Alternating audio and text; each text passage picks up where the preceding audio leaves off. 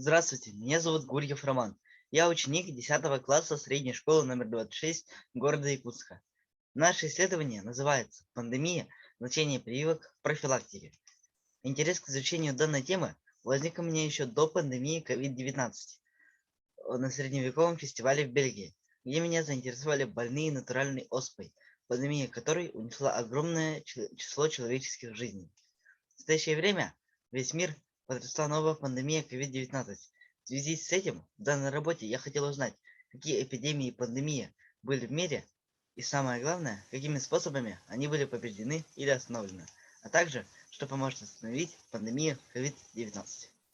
Цель исследования – изучить болезни, вызвавшие пандемии, определить роль прививок.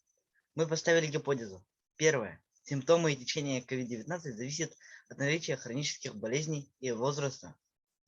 Второе. Население города Якутска понимает важность вакцинации от коронавирусной инфекции. Вакцинируется добровольно.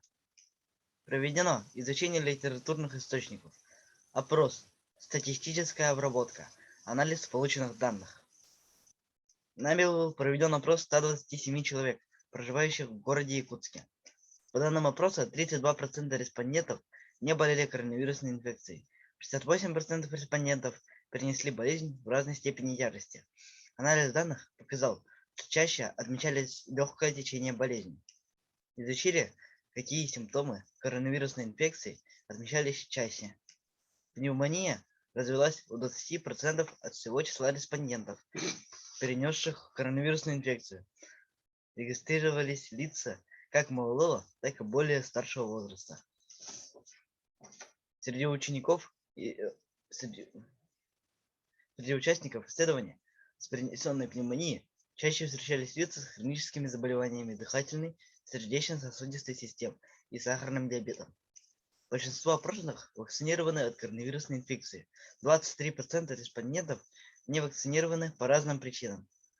81% вакцинированных получили вакцину добровольно и считают, что прививка поможет избежать болезни или перенести болезнь в легкой форме.